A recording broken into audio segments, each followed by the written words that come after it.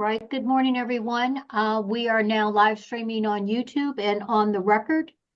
Calling case number 240053009NF, Global MD Systems, Inc. versus Allstate Insurance Company. Counsel, will you place your appearances on the record starting in plaintiff's counsel? Eric Stone appearing on behalf of the plaintiff. Rebecca Dembinski appearing on behalf of defendant Allstate.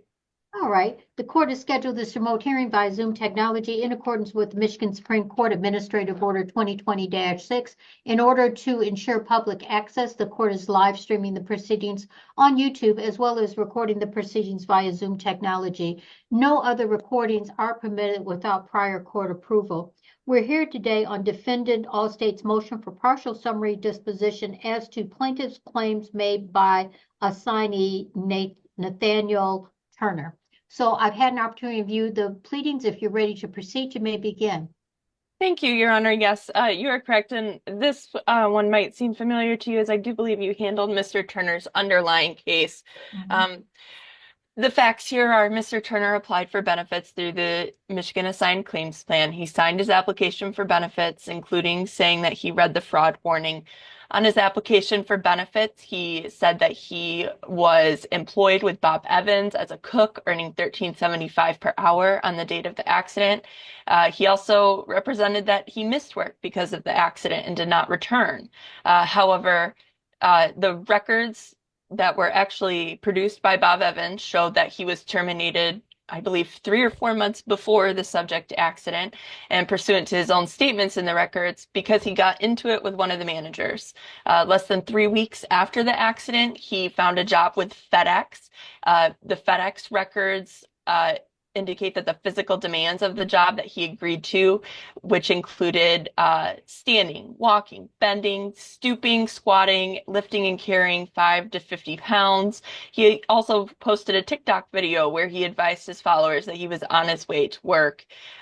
We also received Ascension Providence Hospital records on August 20 and September 7, 2023, where he alleged to have been in 2 strikingly similar work-related accidents, where he reported a box fell on top of his head. He did not lose consciousness, but did have blurry vision. So obviously he did return to work following the subject accident, and in fact found a new job after he'd been fired months prior from his old job. During his deposition, he did confirm that he was actually unemployed on April 1st, 2023, the date of the accident, and then became combative and uncooperative when shown his application for benefits, where he stated otherwise. Another misrepresentation made is that on his application for benefits, he claimed to have bruises on his body and difficult breathing. During his deposition, he testified that he had not been able to ride his bike since the accident. However, on May 9th, 2023, just a little over a month after the accident, he posted 2 TikTok videos, one riding his bike while singing, and the other while he was waiting at a bus stop with his bike. There's just no genuine issue of material fact here that claimant knew that his statements regarding his employment was false. He knew that they were false when he made them, and he made them to support his claim for benefits.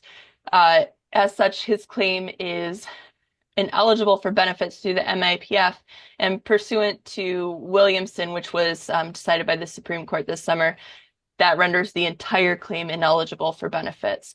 While plaintiff does absolutely have a right to make a claim for benefits under MCL 500-31112, they still have to be able to prove that the claim is eligible, and here they cannot do so.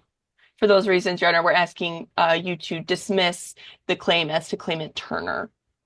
All right. So this, again, this is a motion for partial summary disposition only as to plaintiff Turner, or I'm sorry, claimant Turner. There's also a claimant, Michelle McKinney, and that would not apply to her claim. Correct, Your Honor. All right. Thank you. Mr. Stone? Your Honor, we rely upon our brief. Oh, okay. All right. Anything else? No, Your Honor. All right. May the record reflect, I've had an opportunity to listen to oral argument. In fact, the claimant, Nathaniel Turner's case is before me, and the same or similar motion was filed in that case, which was granted by the court, finding that Mr. Turner made material misrepresentations in an application for PIP benefits to the MAIPF. Plaintiff, in his application, indicated that he was employed at Bob Evans. In fact, he was not employed. He had been fired approximately 3 months prior to the motor vehicle accident. He gained another job with FedEx. He returned to work even though he indicated in his application that he wasn't working. He also indicated that he was unable, because of the accident, to ride his bike. However, there is proof that he was riding his bike, he was working. Based upon that, the court finds that there were material misrepresentations in his application in support of his claim for no-fault benefits. And because his claim is a derivative of the underlying claim, that means that the provider suit, the claim would be dismissed because because the claimant, Mr. Turner, is not eligible for benefits under the No Fault Act. Therefore, the services provided by plaintiff as a healthcare provider would be precluded. So the court will grant defendant's motion for partial summary disposition, dismissing the claims for services for the claimant, Nathaniel Turner. Thank you, Your Honor. I Your will Honor. submit a order. All right. If there's nothing else, the matter is adjourned. If I don't see you again, have a great holiday.